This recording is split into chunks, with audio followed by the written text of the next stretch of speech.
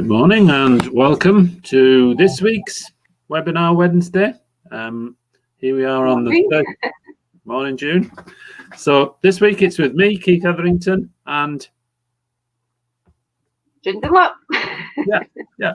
So Alistair's on his holidays again this week, isn't he? So yeah.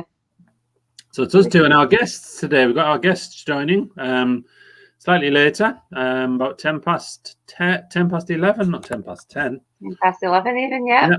Yeah. I know the clocks have gone forward, so confusing. Yeah, and this week we're going to be joined by Karen Procheck and Richard Payne, who are two parents who've been involved in the Partners in Policymaking program over the last few years. Yeah, hopefully that's not one of them phoning me up. I'll turn my phone off. So, how are you doing this week, June? Yeah, I'm not too bad. So, the weather's not been so brilliant. No. Yeah, it's a bit brighter today. Got my vaccination yesterday as well, so. Yeah, I forgot to ask you, are you feeling okay after that? Yeah, my arm is a wee bit sore, but apart from that, it's been fine.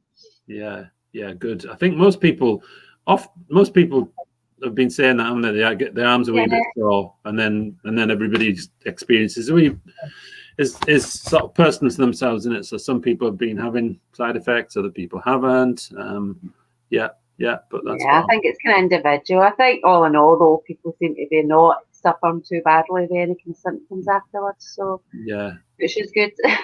Yeah, you didn't get a notification of when your second one will be, did you? No, they just told me 12 weeks. I'll hear in 12 weeks' time when I have to go back to my second one. So. Yeah, same here. Yeah.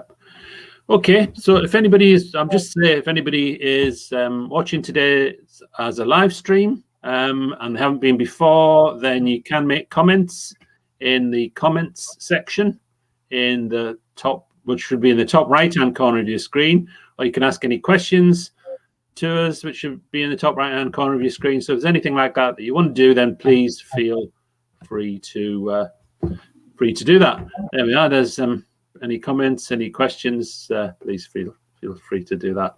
So I'm looking forward to the weather getting a bit nicer as well, because I don't know whether you saw, but it was like the hottest day. Yeah, yesterday was it down south? Yeah, since 1960 something. Not up here, it wasn't. No, it didn't feel like that. No, it didn't, did it? So yeah, and I was just talking to you before we came on air, wasn't I, about somebody who phoned me last night, Katrina, who we know in Oban, who's saying that they'd had lots of flooding on Monday during the day. So yeah, I think we've had a lot of wind and rain. Well, yesterday's been not too bad in today, but fingers crossed, especially now that they're kind of relaxing things a wee bit. Yeah, we'll be able to get out and about a bit more and some nice weather. Yeah, doesn't really feel like anything has relaxed just yet, does it? I'm not. And again, like, what have we got coming up? We've got the removal of the stay-at-home restrictions to the stay local guidance, haven't we, from this weekend, really? Yeah, and then up to 6 people can meet as well outside. Yeah. Thing is outside, isn't it? That's it. Yeah, but you can still have people in your garden, so that's a bonus if you get the weather. Now you can at least have some friends in the back garden, or just still keep your socially distancing and that's why hairdressers. I think everybody's desperate to get their hair cut. I know you were talking about that the other day, Keith, but we'll get the hairdressers there be opening soon as well, and small steps, but positive steps. So. Yeah, definitely. Yeah, it does feel like things are moving. Finally, it does probably, doesn't it? Feels like things are beginning to move in the right direction, and people are beginning to look forward a bit. I was looking something up just before we came on air about a funding stream called Adapt and Thrive, which is about organisations building back to redevelop their supports and services as we come out of the pandemic. So that looked quite interesting too. Yeah. So what have you been doing this week, Jim? Not been too bad. I was on annual leave on Monday, but like we said, the weather wasn't too good, so I couldn't really do much. I was hoping to get out in the garden, but didn't do that. So you come back from your annual leave, you know what it's like. You're trying to catch up with everything work-wise. But no, it's been quite a busy, productive week so far. That's good. That's good. It feels to me like there's quite a lot of people who are on holiday. Quite a lot of people who are either taking holiday or having the last of their holiday for this year. I think that's what it is, isn't it? It's that getting to the end of the year and starting the new financial year. So everybody's trying to use up holidays, because I think a lot of people I've been speaking on, even sending out emails, I'm getting loads of bounce backs and they're saying people on annual leave. So I think you're right. Yeah, definitely for me, that's felt a bit like that this week. So it's actually felt a bit more chilled this week in terms of not having to race from one Zoom meeting to the next, because there's less people around. And as I was saying earlier there, Alistair's off this week. Yeah. Does he get any exciting plans? Or? Have I got any exciting plans for the weekend? No, Alistair has not been saying what he was going to do his time off. I'm not sure about exciting plans. Well, it's a bit far-fetched, isn't it? Yeah, what I was going to say was, because Alistair's off, I'm doing the Feel Good Friday this week. So on Friday, so we're still going ahead with the Feel Good Friday, which Alistair normally hosts, which is that opportunity for anyone to come along for what's really a social chat on a Friday at lunchtime at 1 p.m. But this week, it's a very special one. Easter. Easter, yeah. Friday. Yeah, timing's everything, isn't it? Feel Good Friday. That's it. It's a special one because it's Feel Good Friday, Good Friday. It's like, and I'm doing it from New York, or not. New York. Yeah, I'm doing it from here. You're showing off. Yeah, I'm not really. I'm doing it from up here. We'll be doing it from up here in the attic, the normal space, nice bland background. Yeah, that's what we're doing. So that's on Friday this week, and here's Michael saying hello to us, and we're also doing on Friday our regular Statewide Scotland music session on Friday evening, which is at 9 p.m. If anybody hasn't been to that before, that's at 9 p.m. on Friday evening. It's broadcast, as is this live stream, through In Control Scotland's Facebook, YouTube, but Statewide Scotland's also broadcast through the Statewide Scotland Facebook and through the Citizen Network TV channel. So all sorts of different places that you can access the different live streams that we are doing. So, okay, and I'm going to be off on Monday, so that's, yeah. I'll find. Anything planned? Yeah. I'll find it. Well, we'll see. Yeah. Find some river to walk along and find a different coffee to have. That's what I'll do. That'll be the plans. So that's something to look forward to. Something different. Yeah, definitely. Okay, right. Shall we invite our guests on, June? Yeah, that would be lovely. Yeah, okay.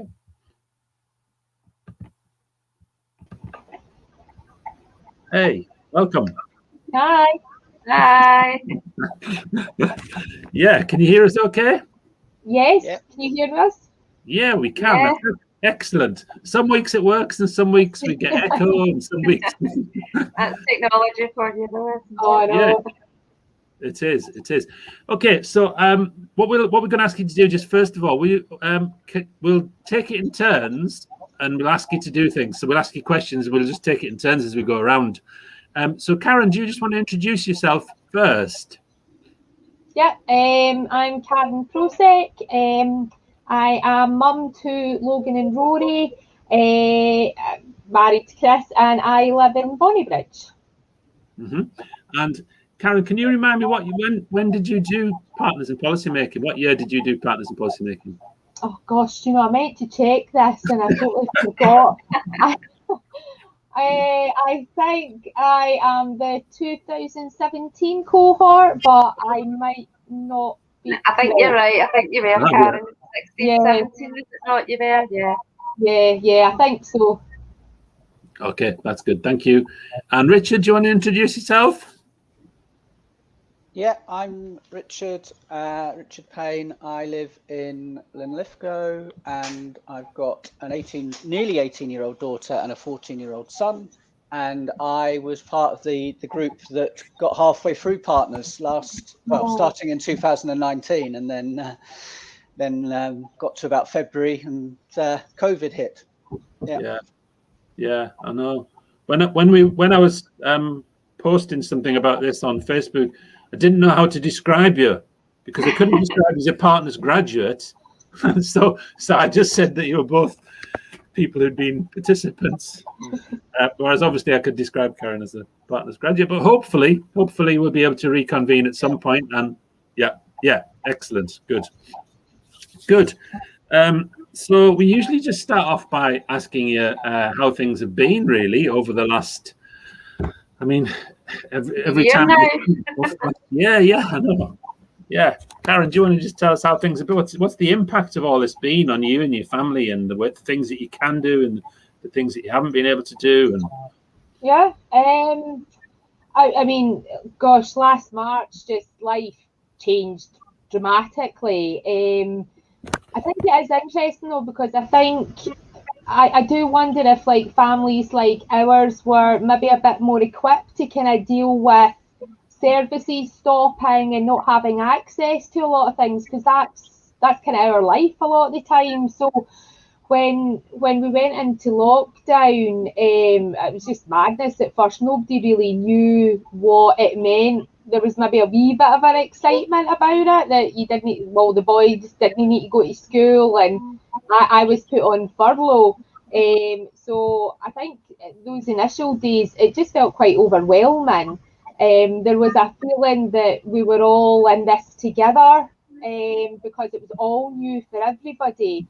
And there was a lot like goodwill online, you know, people were sharing resources and videos and all of that. And then over a time, I think that kind of then just became a bit overwhelming, because suddenly overnight I became a teacher, and I'm not a teacher, you know, so you were just kind of trying to wade through all this information and work out what was applicable. I think the schools got caught out, you know, it took them by surprise, and I think in their best wishes to try and be helpful for families, they just kept sharing all these resources. And I was like, does that mean I need to do all the things that they share, you know?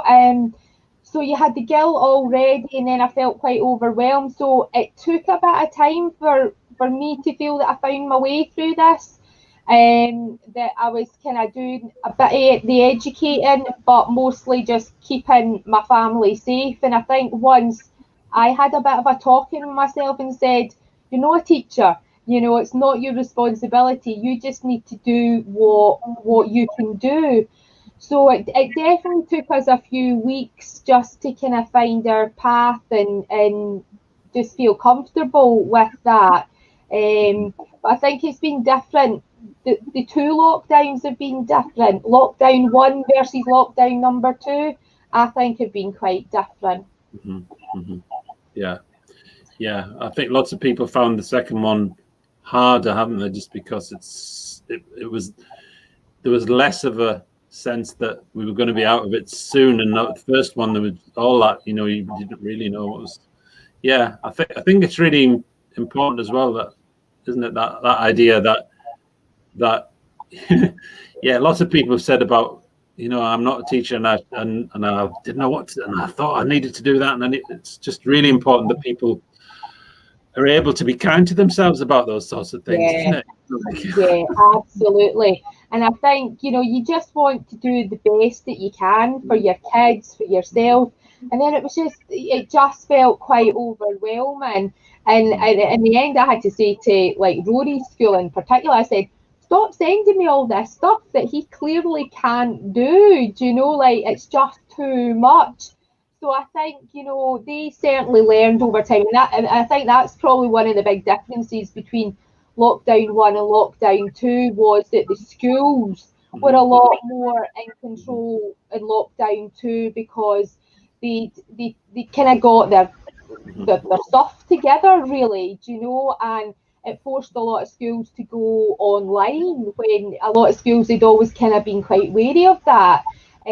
So, I mean, lockdown 2 with my eldest was a breeze, because he would just off he went, and he knew his task for the day. Whereas lockdown number 1, I was the teacher and I was giving him tasks, you know. So yeah, I think that time difference in between the 2 lockdowns gave school time to prepare, which I think helped some parents. I think it's just about that kind of learning process, though, isn't it? Just as it, I mean, because for us all, even some of the work Keith and I have been doing since COVID's hit, you know, we've had to change that we work. We're doing a lot of stuff online and everything. And it was a big kind of impact, and we're thinking, how do we deal with this? But as you work through things, and it's that learning process, what works, what doesn't work. And I think what you're saying, Karen, was between the first lockdown and the second lockdown, it was that big difference. You know, there was that gap, I think, after the first lockdown, where everybody felt we're coming out of this, things are getting better, and then suddenly we're all whacked back into a second lockdown. So Richard, do you want to tell us what it's been like for you and your family? Well, lucky in that both my wife and my jobs have continued. We both work in the NHS, and we've been a mixture of home working and going in to work.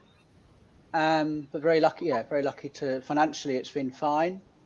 And I guess because of where we live, we can get outside fairly easily and enjoy going for walks locally. And my daughter hates school, and school has never been a good place for her. So actually, Molly, in some ways, has been absolutely delighted not to be at school. During lockdown, she was eventually diagnosed with autism, which came as no surprise to us. But took a long, it may have come as a surprise to some people, but that's maybe opened some doors in terms of transition, because she's in S6 at the moment. So she's been connecting a bit with a neuroatypical service, which happens to be in our town. It's early days, a bit anxious about how that's going, because they aren't that proactive in some ways, so they're happy for her to drop in and just do whatever she wants to do, but she could probably do with actually a bit more structure than that. So we're just still working with them working out. They seem prepared to be persistent, which is good. What else to say? The overall, not very impressed with schools, not very impressed with how they've pretty much not had much contact with Molly. I'd like to think they know her by now and know that they just need to take time, and maybe they haven't had that time, but they haven't taken a huge amount of time. So that's just an ongoing continuation of feeling like her school hasn't really got her and doesn't really have the time to get her, and that's just really sad. But she's now going back 1 or 2 days a week, and actually she's going back to cookery and drama, and she has a whole day of cookery and drama, which works really well for her, because it means she doesn't have to negotiate the busy social times of swapping lessons and lunch times. And it just focusing on one practical subject really works for her, and she actually comes home from school looking happy. And part of me goes, maybe some schools might learn a bit from this in terms of changing lesson every 40 minutes may work well for some kids, but for some it just, particularly the social side of all of that, is just overwhelming. A mixture, but overall grateful for what we've got, and grateful for having been partly involved in partners, and a few times over the year our group have met either as a large group or in small groups, and I have a link with 2 previous partners locally, and the 3 of us have met for Zoom calls probably once a month, and that's been just really helpful. Okay, thanks. There's a couple of things just I was thinking from what you both said there. The first one I was wanting to explore a little bit was about that idea of services stopping, and just what that's just any thoughts about that. And then the second one was just to talk a bit more about the support that you can get from other people, really. So it's probably around about the same sorts of themes, really. But I know, Karen, you were saying there, to some extent, and again, this is something that other people have said, to some extent, in your situation, lockdown wasn't as big a change as it might have been for some other people. Just say a bit more about that, and then maybe talk a bit more about services stopping as well, and what all that. Yeah, I just think for a lot of families and individuals that have disability in their life, we're just used to having to cope, to manage, to change and to adapt, and often that can be at really short notice. So I think we might be a bit more resilient. I don't know, that's probably a mass generalisation, but I think there was a lot that we probably coped better with. However, I am not denying the removal of services, and for me particularly, Rory's only 9, so school is much more than just his education. School's respite, for us as a family. So to have that removed and his weekend clubs all just taken away, what it meant was that we were a family of 4 stuck together 24 hours a day, 7 days a week. For Rory sounds similar to Molly. Rory suffers from quite bad separational anxiety, so he was loving it. He was loving the fact that all his important people were at home together. Whereas me, I was tearing my hair out, and I was saying, I need a break from you 3. I love you so much, but I just need space, and I never got that. It was so hard. Even trying to go for a bath, I'd have Rory telling me that I was to come back down the stairs, so that was really hard. And I think the impact on carers' mental health, I think, has been massive, and I think it's something that services just don't want to allude to, because if they allude to it, they'll realise just what a massive issue it is.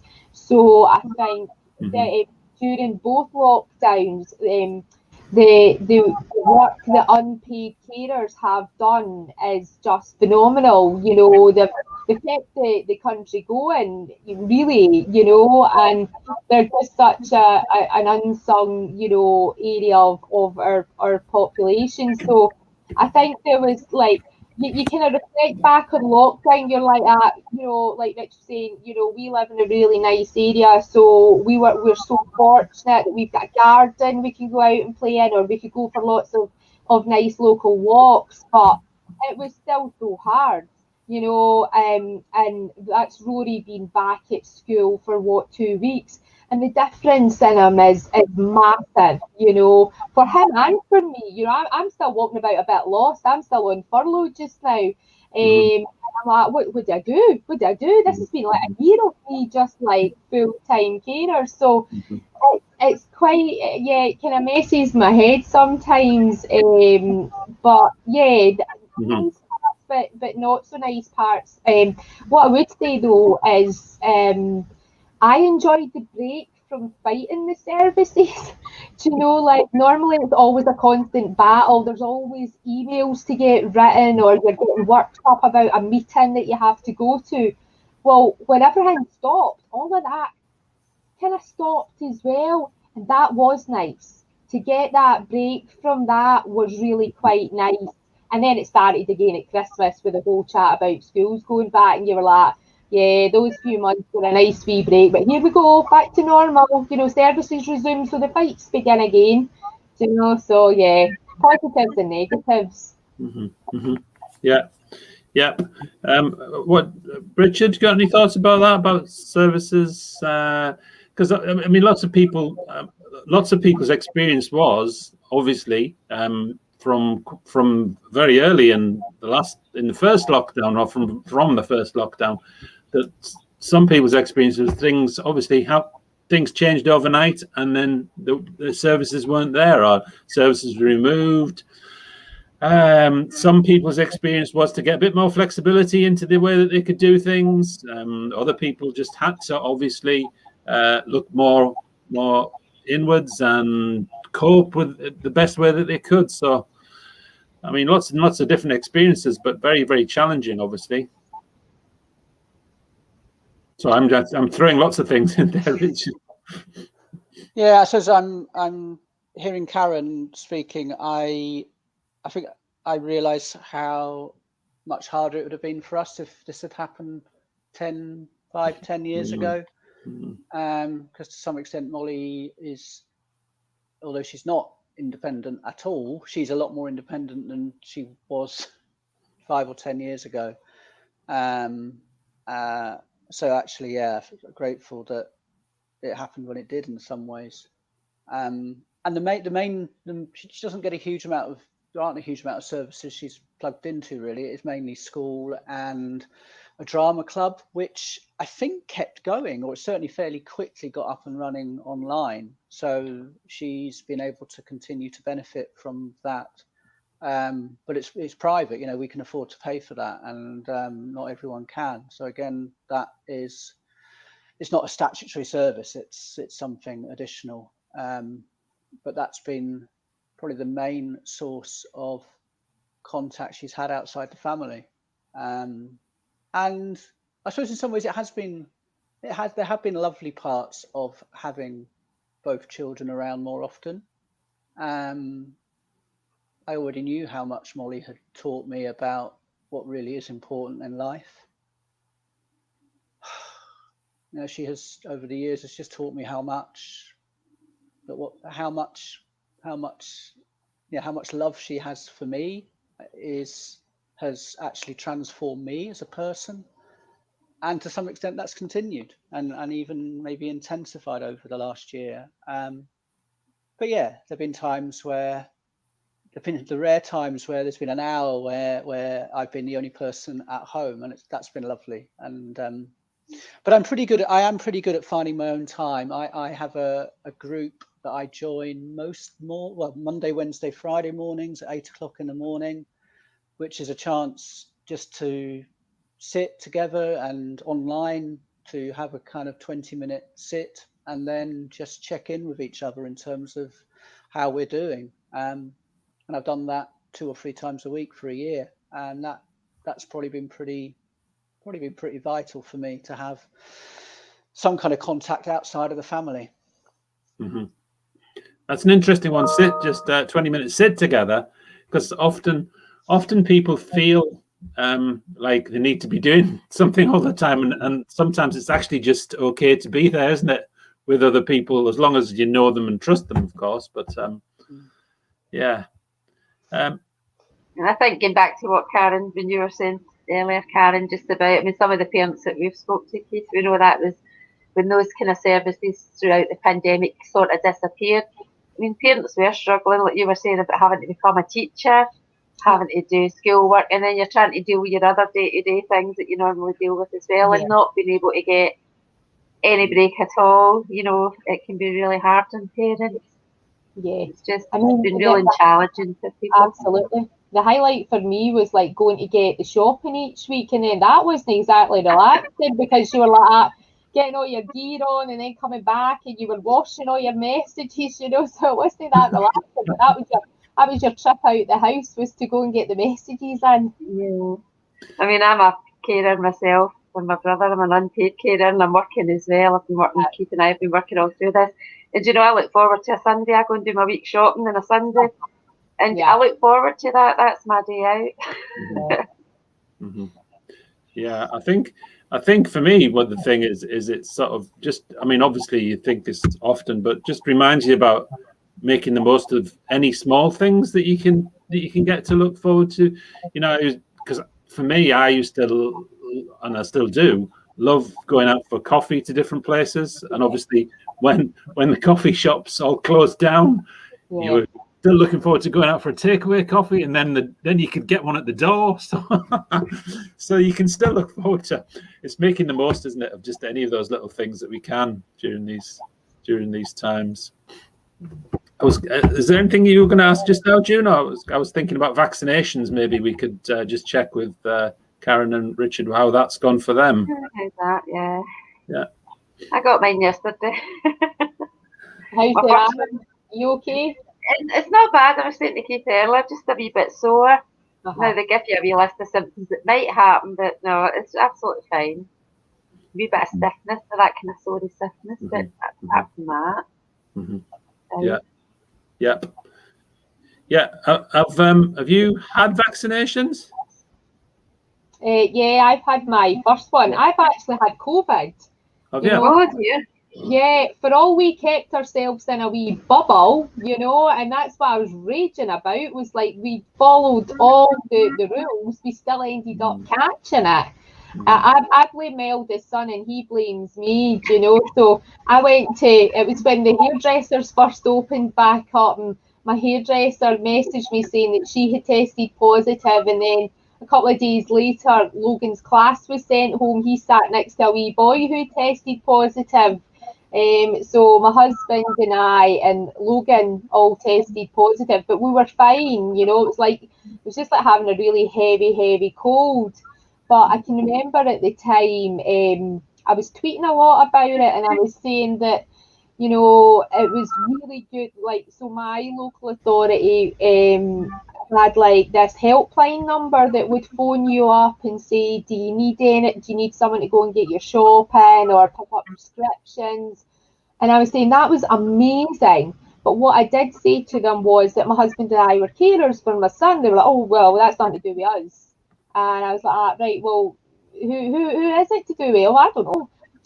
So it was something that just got me thinking about, well, not once did anybody ask me if I was well enough to continue looking after my boys, and Rory in particular, And I was like, who cares for the carers? And the answer was nobody.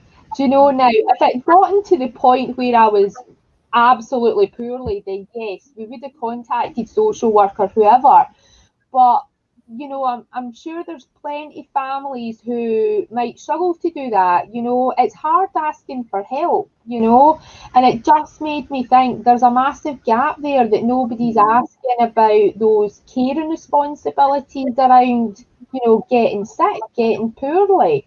So yeah, thankfully though, it was a really mild case that Chris and I had, and we were able to look after him, and that was fine. So we've both had our first vaccination now, and just thankful that kind of process is there and in place now. I think that was something that's been highlighted through this, though, was unpaid carers, like you're saying, being forgotten. I mean, I think at one point they weren't even included within the priority list for the vaccinations, and it was only after a lot of kind of debating and a lot of people kind of raising the issue and that they finally did add them in to priority 6 at the time. It's just definitely been highlighted, but then how does that work going forward? If they learnt any lessons from that, will that change? There's been a lot of things I think the pandemic has raised, but it's how we raise that and keep it raising it going forward. Yeah, absolutely. Yeah. And what about you, Richard, in terms of vaccinations and what that's been like? Well, because I work in the NHS, I've now had my second vaccination last Wednesday, and first one was fine. Second one was fine until Saturday night, but since Saturday night, I've had kind of flu-like symptoms that seem to have kicked in rather late. So I'm not sure if it is. I know I haven't got COVID because in the NHS we have tests that we do the day before we go into work. So I haven't got COVID, but I've either got a reaction to the vaccine or a delayed reaction, or I've got something else, I guess. And my dad is 93 and he's in a care home in Yorkshire. So although I'm not a direct carer for him in a way, he's very much been on my mind. We've been able to visit in July. We visited a couple of times, but apart from that, it's just been relying on calls with him And it's a bit of a challenge now because he's allowed one named visitor. So he had to kind of make a decision whether it would be me or one of my brothers or sister, who probably would only be able to visit about once a month, or one of his neighbours. So he's gone for one of his neighbours who he at least can see more often. And his care home's been in a way, they've been very good. They've been good in the sense that they locked down really early and they've locked down hard. And but it does mean it has been very hard to get visits to see him. Yeah, that's maybe about all I need to say right now. Okay. Yeah. We're obviously now at a stage where people are thinking about, well, what's going to happen next, and what will it be? What will it feel like, and how are we going to get back to some sort of new normality, whatever that looks like? What have you been thinking about looking forward, really? And maybe also just simply what you're looking forward to most as well. That's probably quite a nice thing to think about. Karen, what have you been thinking about looking forward, and what you're looking forward to most? Yeah, just the schools continuing. I'll greet if the schools go into lockdown again. These past 2 weeks have just been great. It really highlighted to me though, after Christmas, the inequity in provision. I was saying there was a difference between the first lockdown and the second lockdown. And I think the first lockdown, nobody really knew what everywhere else around the country was kind of doing. And then we started hearing more about things that were happening somewhere, but not, where you were. And then when the second lockdown got announced, so Rory goes to one of the specialist schools for kids with profound learning difficulties, but other schools that had units in it, they were able to offer 2 or 3 days, yet our kids got nothing. So even nationally there was an inequity, but then locally there was that inequity as well. So when the schools went back, it was just a joy, and that's what we were saying. I was saying, I'm not interested in pubs and restaurants opening up because I never get to go out anyway. For me, it's always just been about the schools. Because if Rory's at school, then I can get a wee bit of me back. These past couple of weeks have been quite nice that I've been able just to go for walks, myself or me and my husband. And that's kind of just been our time. But in the next couple of weeks, I'll be going back to work. And I was put on furlough pretty soon, once lockdown 1 had been announced, and then I went back in August, and I was only back for a couple of months, and then back on furlough again. And I'm eternally grateful that my work are very supportive of my caring needs and responsibilities, and there was no questions, and I was just put back onto furlough. But I'm really nervous about going back to work, but excited about that as well. And I think, like I was saying, our world isn't that massive anyway, but it'll be nice to have the freedom to go and do more. I mean, we've certainly explored our local authority more than we've ever done before. Rory loves the trains and the trams, so I'm looking forward to getting back through to Glasgow Central Station. We just sit on platform number 1 all day watching the trains, or we hop the other way and we go to Edinburgh and we go in the trams. So I think just having the ability just to do that, I think that's going to be really nice, and that'll be our little sense of normality back. Oh, and the other thing, we're waiting on the Sea Line show opening up at Blair Drummond Safari Park. Obviously they can't because they can't get people in the room, so that's one of Rory's favourite things as well. So yeah, it's the small things for us. We're not so fussed about the pubs. Well, that's an indoor show, is that one Sea Line show? Yeah, unfortunately. Yeah. And there's no point going if we can't get into that, because you'll just be sat by the door all day. Trying to get in, yeah. Okay. Richard, what do you think of that? Yeah, I'm not that fussed about pubs and clubs reopening because I probably won't be going to them. I look forward to seeing the group of partners actually. Whenever that happens, it may be a while off, but I can just imagine what that will be like going back. Well, I'm saying going back to Stirling, but wherever it happens, meeting up with everyone properly. That's probably in some ways the main thing I'm looking forward to. Maybe seeing my sister, who's moved up to near Berwick-on-Tweed from south of England. She moved up a few weeks ago. I say maybe seeing her. Yeah, that would be lovely to see her. We've got closer over the last 5 or 10 years than we ever have been. So, but yeah, there's a bit of me that, to be honest, there's a bit of me that's actually quite enjoyed not having to make as many choices and just knowing. And I think was it Karen or someone else said earlier, we've kind of all been in this together. So there's a bit of me that's a little bit anxious about, getting busy again, and I'm not that keen to get too busy, to be honest. Yeah. I mean, I think it'll take some adjustment, won't it? It'll take adjustments. It will, and to some extent, we don't actually know how we're going to feel when we get back out. I think when we get back out there doing some of the things that we've got used to not doing, and that we might need to do again in different ways. And yeah, June, what do you think? Well, just the simple things, seeing family that I haven't seen. I mean, I've got my sister stays up in Aberdeenshire, so I've not seen her since last summer. Really looking forward to seeing her again. Just going out, and me, I do like the pubs, but just not pubs for drinking as much. I just like going for a nice meal and a wee drink with my friends, and that, just chilling out.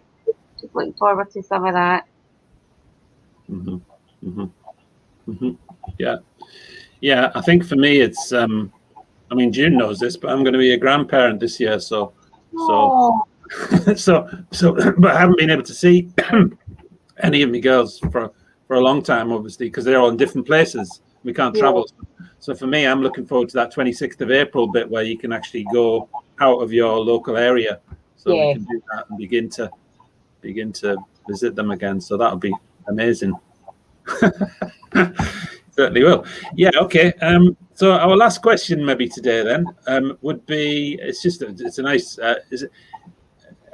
it's a nice, really open question. So it's just anything else you want to tell us about, really, just really anything that you think that you've been thinking about and that you think it would be good to share with anybody who's watching this either now live or later. Because actually what happens is most people watch this not live, they watch it later on Facebook, or some people actually watch it on YouTube as well, because not everybody wants to go onto Facebook. So just really anything, the last things that you're thinking about in terms of pandemic and looking forward and the future, and things that you'd like to be different and better when we get back to a new normal. Because I don't know whether either of you have had a chance to see any of the things like the recommendations from the Independent Review of Social Care in Scotland, which are all quite hopeful things, but they're all things that are, at the moment, are only hopeful because they're not actually things that have happened. So maybe a little bit of a bit too many questions there, but just any last things that you want to share with us. I think for me, it really made me think about my own mental health. Because, well, A, I had time, and B, there was times when I was just freaking out about stuff. So I think this slower pace forced me to think about me and, me as a person. So I acknowledge that I didn't really have the time to look after myself in the way I could. But then what could I do? And I have been able to do things, so like exercising more, things like that have become a bit of a focus. And the partners group, I think I did it once. I just checked in and I said, how is everybody? How are we all? And it's become a weekly thing now, and I've done it for nearly a year on the partners page, and it's quite nice because it just gives people a bit of a safe space, and it's there if people need it, and it's there if people don't.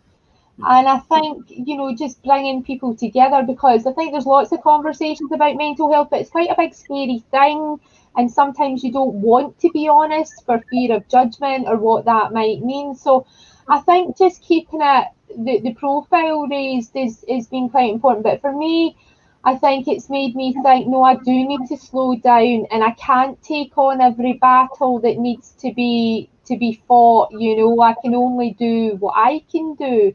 It's been, I mean, it has been lovely some nights just sitting down once the kids are finally in bed and watching the telly, because that never really used to happen, because there was always emails to write or complaints to do or something. So the slower pace has been nice in a lot of ways, and for me going forward, I need to keep hold of that, you know, and just, you know, recognising that, you know, my family is so important. I always knew that, but I think just lockdown has really just made me think, no, this is what's important for me. Family is important, so I'll do what I need to do to keep me and my family safe and well and good. You know, sometimes I think, especially if you've become a partner, you kind of feel that you're an advocate for everybody, and I think it's about saying you need to look after you need to look after your family before you can go saving the world. So just do what you can and keep yourself safe and well within that. Yeah, that's absolutely true, isn't it? Yeah, for all. Richard? Yeah, a couple of things. One is thinking about the people I know who could benefit from partners. So hoping, I guess, that I can be part of keeping partners going, so that there are future graduate years. And the second thing is, I suppose, a slight concern about a political concern about the upcoming election in Scotland and the friction, I think, that will come, and the tension that will come as there's more and more pressure to have another independence referendum, and actually just how unpleasant that was to some extent last time round, probably for lots of people. And part of me just maybe wants to bury my head in the sand, or wants to go, let's not do that again for a while. So a slight concern about how that will pan out. And yet I suppose there is a bit of me that goes, well, I don't want to necessarily say what my view is, but just concerned that I found it tough last time round, and I think it won't be without challenges this time round. Yeah, those are the two things for me. Okay. June? I think just holding on to some of the positives for me going forward, just some of the stuff you were saying again, Karen. I'm one of the ones where I try to fit everything in a day, particularly when you were working, and I have felt a big benefit of not having to travel to work, because it can take me 2 hours to get there and 2 hours to get back at night. So I was usually running about like a headless chicken, saying I need to fit all this into one day, and now I feel I'm not doing that. I'm giving myself that wee bit more time to do stuff, rather than, and I like my gardening. I've always liked gardening. I would be painting 2 sedges and fences in one day. Now I'm doing a wee bit at a time, because I know I can. You know, I don't need to rush. I don't need to. So it's taking some of that and taking that forward, keeping a hold of that, because I'm guilty of learning something that works for me and then just letting it slip again. So. Yeah, that's interesting, and obviously, like, we want to build back better, don't we? We don't want to build back to what we had before. We want to build back to something better, and that includes things like people's working practices that might work better for them. So that's really interesting to think about. I was just going to say that this year, you probably both know that we haven't gone ahead with the plan to think we're going to try and do another partners program from this autumn, which would have normally been what we would have done. But the long-term plan would be ideally that we do another one from autumn 2022, and that this year we focus on things that we might be able to do for both partners graduates and obviously for the partners half graduates, whatever we call you, Richard, whatever we call you in your group, Richard, those people who were participants who didn't quite get to finish the program. So that's the focus this year. Focus this year will be on looking at things that we can do safely and well. So maybe some things eventually will be back to meeting up, and obviously there'll be some things that we can do online and in other ways as well. And the longer term plan for partners and policy making being that we think about having a new program from autumn 2022, which probably feels like a long time away, but isn't. So, so there we are. Okay, well, it's been lovely speaking to you today and having you on our webinar Wednesday. We've been doing this for a year, haven't we now, June? Yeah, since the beginning of lockdown. Certainly since April last year. Anyway, we've been doing webinar Wednesday. Doesn't feel like a year though, does it? And we're going to continue doing it till the end of June, and then we'll review it. That's the current position on webinar Wednesdays. We're going to keep going till the end of June, and then we'll see how things are then, and take a decision and see what happens. So thanks for joining us today. Thanks for your comments. Yeah. Well, thanks for the invite. Yeah, lovely to see you, June and Keith, and lovely to meet you, Karen. Yep, you too. And we'll be back here. We'll be back here on webinar Wednesday next Wednesday. And as I was saying earlier, if you want to join Feel Good Friday on Friday, contact us at info@address. And if you want to listen to any of the Statewide Scotland music session on Friday, you can get that on the Facebook and YouTube pages as well. Okay, thank you. Bye. Thank you. Bye.